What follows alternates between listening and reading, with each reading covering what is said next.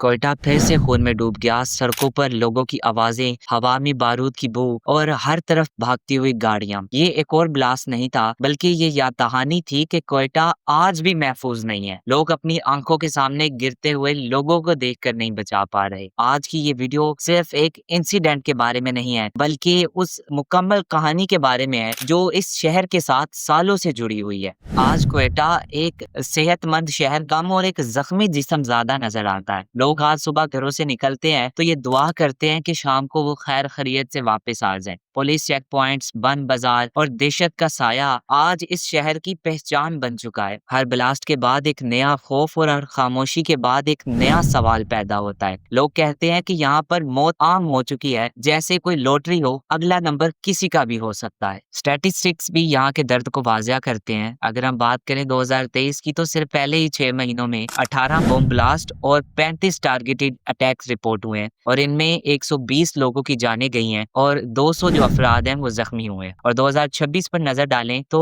जनवरी के आखिरी दिनों में, यानी कि आज से चंद रोज कबल, कोयटा ने 31 जनवरी को सिर्फ एक ही दिन में बलोच लिबरेशन आर्मी और दीगर जो ग्रुप्स हैं उन्होंने कोयटा और मुतअद्दिद शहरों में हमले किए हैं, जिनमें 33 लोगों की जो है वो जानें गई हैं, जिनमें 18 सिविलियंस हैं और साथ में 15 सिक्योरिटी पर्सनल शामिल थे। मगर सवाल यह है कि ये सिलसिला यहाँ पर क्यों नहीं रुक रहा, और इसका जवाब सिर्फ आज के इस इंसिडेंट में नहीं है, बल्कि इसका जवाब इस सूबे की तारीख में छुपा हुआ है। बलोचिस्तान पाकिस्तान का सबसे बड़ा सूबा है और महरूम भी। यहाँ से मिनरल्स, गैस और रिसोर्सेज निकलकर पूरे मुल्क को रोशन करते हैं, लेकिन यहाँ इसी जमीन पर रहने वाले लोग जो है अंधेरे में जी रहे हैं। यहाँ के शहरों और गाँव में हॉस्पिटल, स्कूल्स और रोजगार के मौके ना होने के बराबर है। और जब यहाँ के लोगों को इस बात का एहसास होता है कि उनकी आवाज नहीं सुनी जा रही, तो गुस्से और नाइंसाफी का एहसास पैदा होता है। BLA, TTP या कोई भी ग्रुप हो, हर ग्रुप अपनी जंग को हक की जंग कहता है, मगर हकीकत यह है कि उनके निशाने पर वो लोग होते हैं जो किसी भी जंग का हिस्सा नहीं होते। राहगीर, बाजारों में खड़े आम लोग और पुलिस के जवान, FC के जवान। हर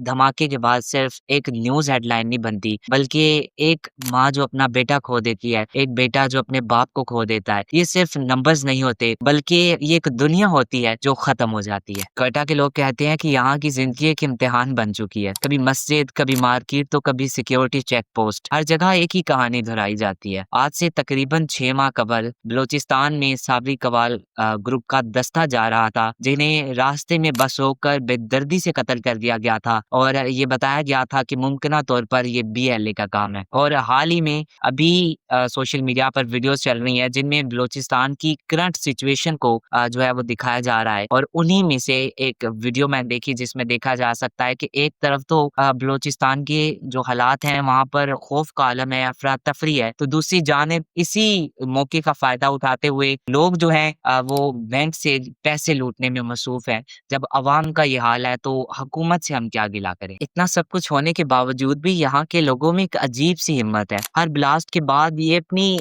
नई जिंदगी शुरू करते हैं, अपनी दुकानें खोलते हैं, अपने बच्चों को स्कूल भेजते हैं। शायद यही वजह है कि कोयटा रोज मर के जीता है। और सवाल यह है कि क्या ये शहर ऐसे ही जीता रहेगा? क्या कभी इनके जख्म भर पाएंगे? कोयटा आज रो रहा है और ये आंसू सिर्फ कोयटा के नहीं है, बल्कि पूरे मुल्क के लिए सवाल है। अगर हमने इस दर्द को ना समझा या इस कहानी को हमने सिर्फ एक न्यूज क्लिप समझ के नजरअंदाज कर दिया, तो ये किसी और शहर तक भी पहुंच सकता है। कोयटा को और कुछ नहीं चाहिए, सिर्फ इस शहर को सच, इंसाफ और अमन चाहिए।